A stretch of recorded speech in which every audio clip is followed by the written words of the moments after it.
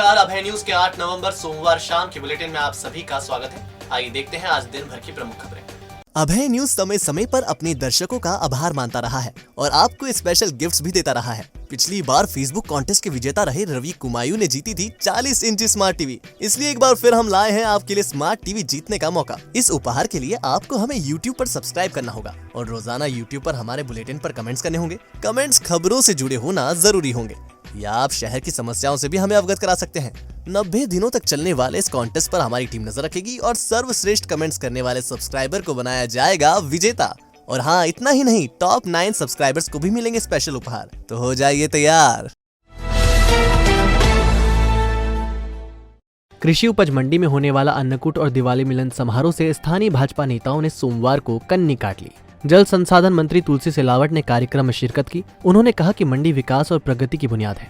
किसान, व्यापारी और हम्माल के समन्वय से ही मंडी का विकास होगा। दरअसल सोमवार को अनाज तिलहन व्यापारी संघ ने अन्नकूट और दिवाली मिलन समारोह का आयोजन किया था। अब से पहले तक संघ पर भाजपा समर्थित विचारधारा वाले व्यापारियों का कब्जा था और उज्जैन उत्तर के विधायक पारस जैन के आसपास ही मंडी की राजनीति केंद्रित रहती थी। लेकिन इस साल हुए चुनाव में कांग्रेस समर्थित गोविंद खंडेलवाल अध्यक्ष चुने गए और इसके चलते ही उन्होंने पुराने कांग्रेसी तुलसी सिलावट को बतौर अतिथि कार्यक्रम में बुलाया था। चूंकि संघ पर अब कांग्रेस की विचारधारा वाले व्यापारियों का कब्जा है, लिहाजा भाजपा समर्थित व्यापारियों और नेताओं ने कार्यक्रम से दूरी बना ली। इसकी झलक कार्यक्रम में दिखाई भी दी। कार्यक्रम के लिए बनाया गया पंडाल खाली नजर आया। अधिकतर कुर्सियां खाली रही। पूरे पंडाल में भी 100 के करीब लोग मौजूद थे। मंडी की राजनीति से विधायक से लेकर मंत्री तक का सफर तय करने वाले पारस जैन कार्यक्रम से नदारद रहे। सांसद अनिल फिरोजिया महाकाल मंदिर तक तो तुलसी सिलावट के साथ रहे, लेकिन इसके बाद उन्होंने भी अलग रास्ता पकड़ लिया। कुल मिलाकर मंडी के कार्यक्रम में राजनीति हावी दिखाई दी। मैं उन्हें बधाई और आभार मानता हूं, क्योंकि मंडी विकास और प्रगति की एक बुनियाद है। उसमें व्यापारी, किसान और हम्माल, ये तीनों का संगम है। जब तीनों मिलकर समन्वय के साथ, सामंजस्य के साथ काम करेंगे, मंडी का चौमुखी विकास होगा। फिर से मैं आपके माध्यम से सभी अन्नदाताओं को, व्यापारी भाइयों को, भाइयों और बहनों को दीपावली की बहुत बहुत बधाई, शुभकामनाएं प्रस्तुत करता हूं। मंडी में आज अन्नकूट महोत्सव और 56 भोग है और कल नीलामी मुहूर्त है और पूरे मध्य प्रदेश में सर्वश्रेष्ठ कार्यक्रम हमारे उज्जैन मंडी के व्यापारी लोग करते हैं। कार्तिक अघन मास की पहली सवारी सोमवार को निकाली गई। कोविड प्रोटोकॉल के कारण यह सवारी भी सावन की तरह ही शॉर्ट रूट से निकाली गई। अच्छी बात यह रही कि इस बार श्रद्धालुओं को बाबा के दर्शन करने से नहीं रोका गया। मंदिर में बाहरी श्रद्धालुओं की भीड़ अधिक होने से उन्होंने भी सवारी का आनंद लिया है। बाबा महाकाल सावन भादो मास के अलावा कार्तिक अघन मास में भी प्रजा को दर्शन देने निकलते हैं। कोविड के कारण 2 साल से इन सवारियों से आम जनता को दूर रखा जा रहा है, लेकिन सोमवार को निकली सवारी में जनता को बैरिकेड के बाहर से दर्शनों की इजाजत दी गई। तय समय पर सभा मंडपम में बाबा महाकाल का पूजन किया गया।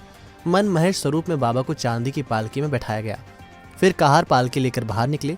पूरे लाव लश्कर के साथ बाबा अपनी प्रजा को दर्शन देने के लिए भ्रमण पर निकले। बड़ा गणेश मंदिर के सामने हरसिद्धि चौराहा सिद्धाश्रम होते हुए सवारी रामघाट पहुंची। यहाँ शिप्रा जल से बाबा का पूजन किया गया। रामानुज कोट होते हुए सवारी फिर से मंदिर पहुंची। इस दौरान बैरिकेडिंग से लोगों ने बाबा का दिव्य स्वरूप निहारा। महाकाल प्रबंध समिति के प्रशासक गणेश कुमार धाकड़ सोमवार तड़के अचानक मंदिर पहुंच गए। उन्होंने प्रवेश द्वार पर भस्मारती की परमिशन चेक की। इस दौरान उन्होंने ऑनलाइन और प्रोटोकॉल से परमिशन लेने वाले श्रद्धालुओं से जानकारी ली। उनसे पूछा कि उन्होंने परमिशन कैसे ली। सूत्रों की माने तो कुछ श्रद्धालुओं ने भस्मारती परमिशन के लिए अतिरिक्त राशि देने की बात कही तो धाकड़ ने संबंधित कर्मचारी को तलब कर लिया। हालांकि इस घटना की धाकड़ ने पुष्टि नहीं की। अभय न्यूज से धाकड़ ने कहा कि रूटीन चेकिंग थी, इसमें गड़बड़ी जैसा कुछ नहीं मिला। आकस्मिक निरीक्षण में कुछ कमियां मिली हैं, इसे जल्द ही ठीक कर लिया जाएगा। मौजूदा दौर में देश में सद्भावना कायम करने के मकसद से 19 साल पहले शुरू की गई डॉक्टर शिव मंगल सिंह सुमन स्मृति अखिल भारतीय सद्भावना व्याख्यानमाला सोमवार से ऑनलाइन प्लेटफॉर्म पर शुरू हो गई। 7 दिन तक गांधीवादी विचारों पर काम कर रहे देश भर के मनीषी अलग अलग विषयों पर अपनी बात करेंगे। कोविड के कारण इस बार व्याख्यानमाला का आयोजन ऑनलाइन किया जा रहा है। पहले दिन सेवानिवृत्त IAS सूरज डामोर ने गांधी आज के संदर्भ विषय पर अपनी बात रखी। मौजूदा दौर में कस्तूरबा गांधी राष्ट्रीय स्मारक ट्रस्ट की राष्ट्रीय सचिव श्रीमती डामोर ने गांधी और उनके विचारों की प्रासंगिकता को रेखांकित किया। कार्यक्रम की अध्यक्षता विक्रम यूनिवर्सिटी के कुलपति प्रोफेसर अखिलेश कुमार पांडेय ने की। व्याख्यान माला में मंगलवार को महाराष्ट्र के वसमत की संगीता देशमुख महात्मा गांधी और महिला सशक्तिकरण विषय पर अपनी बात रखेंगी। कार्यक्रम की अध्यक्षता शासकीय परीक्षा प्रशिक्षण केंद्र की प्राचार्य अलका भार्गव करेंगी। व्याख्यान माला की आयोजक अमृता कुलश्रेष्ठ ने बताया कि कोविड के कारण इस बार ऑनलाइन व्याख्यान माला आयोजित की गई है। इसमें पूरे देश के लोग जुड़े हैं। ऑनलाइन होने से इस बार ज्यादा लोग जुड़ेंगे। ये पिछले 18 सालों से लगातार समाज में सद्भावना फैलाने की दृष्टि से व्याख्यानमाला आयोजित हो रही है। ये 19वां साल है और इस साल सभी की सुरक्षा को ध्यान में रखते हुए और काफ़ी सभी चीज़ों की वजह से ऑनलाइन इसका आयोजन किया जा रहा है। और इसमें जो वक्ता हैं जो अपने व्याख्यान प्रस्तुत करेंगे वो महाराष्ट्र, गुजरात, पंजाब, राजस्थान, ऐसे कई सारे पूरे देश से लोग इसमें जुड़ेंगे और जो हमारे मुख्य वक्ता लोग हैं वो अपने व्याख्यान, अपने विचार प्रस्तुत करेंगे। देश में इस समय सद्भावना की पूरी आवश्यक है। गांधी जयंती के संदर्भ में प्रतिवर्ष यहाँ को सद्भावना ज्ञानपीठ को तैयारी करके और पूरी तैयारी से लगाते हैं काम। इस वर्ष नया एक प्रयोग किया कि वो ऑनलाइन किया है। ये नई नई विज्ञान की बहुत सारी बातें हैं जो उसमें अभी के जो आने वाले इस समय जो प्रौढ़ हैं उनको पूरी तौर से नया सब्जेक्ट मिल जाता है। होमली फर्नीचर एंड मोटर्स, यहाँ आप पाएंगे जॉय कंपनी की ई स्कूटी की आकर्षक रेंज। तो यदि आप भी हैं पेट्रोल की बढ़ती कीमतों से परेशान तो आज ही खरीदें जॉय कंपनी की ई स्कूटी। मात्र 3 घंटे में चार्ज करें और पाएं 80 किलोमीटर का एवरेज। साथ ही आपको मिलेगी गारंटी वारंटी भी। 48 किलोमीटर पर आवर की top speed, disc brake, centre lock और भी बहुत कुछ। इसके अलावा हमारे यहाँ dining set, sofa set, double bed, dressing table, अलमारी, सभी प्रकार के फर्नीचर रिटेल एवं ऑर्डर पर भी तैयार किए जाते हैं। तो एक बार होमली फर्नीचर एंड मोटर्स पर जरूर आए। अधिक जानकारी के लिए संपर्क करें 8889203040, 9827500484। हमारा पता 13 नागझिरी सैफी पेट्रोल पंप के सामने, देवास रोड, उज्जैन। प्रदेश के जल संसाधन मंत्री तुलसी सिलावट ने कहा कि हमने प्रदेश में सिंचाई का रकबा 9 लाख हेक्टेयर से बढ़ाकर 35 लाख हेक्टेयर कर दिया है। 2023 तक ये रकबा 41 लाख हेक्टेयर तक ले जाने का लक्ष्य है। पूर्व प्रधानमंत्री अटल बिहारी वाजपेयी का सपना केन बेतवा प्रोजेक्ट को हम जल्द ही शुरू करने जा रहे हैं। सिलावट सोमवार को स्थानीय कार्यक्रम में शामिल होने आए थे। महाकाल मंदिर में दर्शन के बाद उन्होंने मीडिया से बात की। सिलावट ने कहा कि भाजपा की सरकार विकास को समर्पित है। केंद्र से लेकर प्रदेश तक की सरकार इस दिशा में काम कर रही है। हम किसानों को सिंचाई के साथ पीने का पानी भी दे रहे हैं। केन बेतवा प्रोजेक्ट का काम शुरू होने से प्रदेश में सिंचाई का रकबा और बढ़ेगा। सिलावट ने इससे पहले बाबा महाकाल मंदिर में दर्शन किए। उनके साथ पुराने साथी संजय ठाकुर भी थे। मीडिया कर्मियों को सिलावट ने बताया कि उन्होंने प्रदेश की खुशहाली की दुआ बाबा महाकाल से मांगी है। मध्य प्रदेश का विकास हो, मध्य प्रदेश की प्रगति हो, ये प्रार्थना मैंने महाकाल से याचना की है। मध्य प्रदेश में मात्र 9 लाख हेक्टेयर पे सिंचाई का रकबा था। आज वर्तमान में मुख्यमंत्री शिवराज जी के नेतृत्व में 35 लाख हेक्टेयर पे हम सिंचाई कर रहे हैं और मेरा लक्ष्य 2023 तक 41 लाख हेक्टेयर पर रकबे पर हम सिंचाई करेंगे। किसानों को पानी देंगे और सिंचाई के साथ पीने का जल भी हम दे रहे हैं। एक बड़ी योजना केन बेतवा 2005 से लंबित पड़ी थी। केन बेतवा के भी अतिशीघ्र हम काम प्रारंभ करने वाले हैं।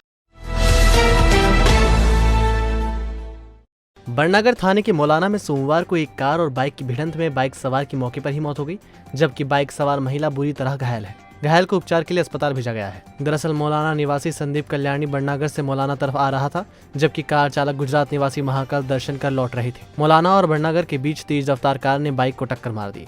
हादसे में संदीप की मौके पर ही मौत हो गई, जबकि सीमा बाई बुरी तरह घायल हो गई। पुलिस ने वडोदरा गुजरात के निवासी गिरीश भाई प्रजापत और रमेश पिता विट्ठल माली निवासी जलालपुरा को गिरफ्तार किया है। सीमा बाई को उपचार के लिए अस्पताल में भर्ती कराया गया है। देवास जिले के खातेगांव के बरछा रोड की बागड़ी कॉलोनी में 10 वर्षीय बालिका की हत्या गमछे से गला घोंटकर की गई थी। पुलिस ने सोमवार को हत्या का खुलासा किया।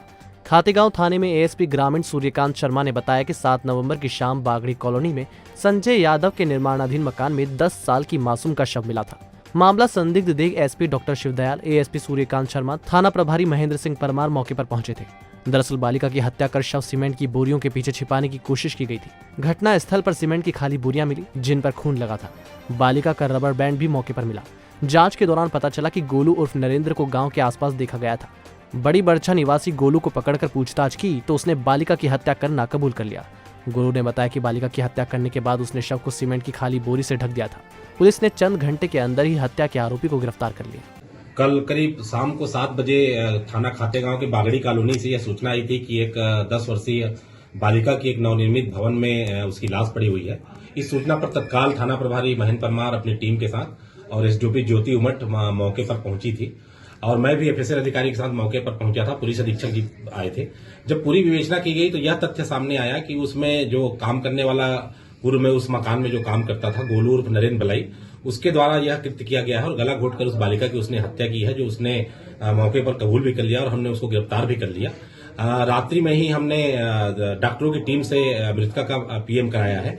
हमने धारा 302(2) का अपराध पंजीबद्ध करके आरोपी को गिरफ्तार किया है और पोस्टमार्टम रिपोर्ट के आने के बाद जो भी उसमें और नए तथ्य आएंगे उस हिसाब से हम उसमें आगे कार्रवाई कर वैधानिक कार्रवाई करेंगे। फरवरी 2022 में होने वाले भारतीय चित्र साधना के राष्ट्रीय फिल्म महोत्सव के पोस्टर का विमोचन फिल्म कलाकार संजय मिश्रा, जितेंद्र शास्त्री, प्रोड्यूसर संदीप भारद्वाज और डायरेक्टर अशोक राज ने किया। उच्च शिक्षा मंत्री डॉक्टर मोहन यादव ने डॉक्टर संदीप नाडकर्णी के लघु कथा संग्रह हम हिंदुस्तानी का विमोचन किया। कार्यक्रम की अध्यक्षता मध्य प्रदेश फार्मेसी काउंसिल के अध्यक्ष ओम जैन ने की। अभा खंडेलवाल वैश्य महासभा के राष्ट्रीय अध्यक्ष रमेश तुंगावाले की उपस्थिति में रमेश खंडेलवाल को समाज में उत्कृष्ट सेवाएं देने पर उज्जैन खंडेलवाल समाज का सर्वोच्च सम्मान समाज रत्न से विभूषित कर सम्मानित किया गया।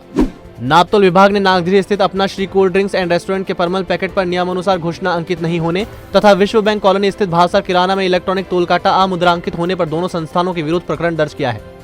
भारतीय स्टेट बैंक के पेंशनर जीवन प्रमाण पत्र घर बैठे ऑनलाइन जमा कर सकेंगे। इसके लिए URL www.pensionseva.sbi.in सेवा प्रारंभ की गई है। भारतीय स्टेट बैंक से पेंशन प्राप्त करने वाले पेंशनर और परिवार पेंशनर वीडियो कॉल के माध्यम से अपना जीवन प्रमाण पत्र ऑनलाइन जमा करा सकेंगे।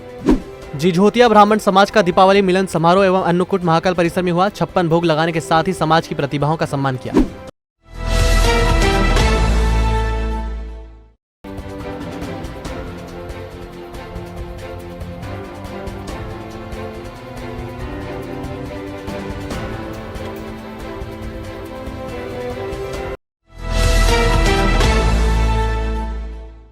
तो आपने देखा हमारा बुलेटिन। आपको हमारा बुलेटिन कैसा लगा, इसका फीडबैक कमेंट सेक्शन में जरूर दीजिएगा। कल फिर मिलेंगे नए बुलेटिन के साथ। नमस्कार।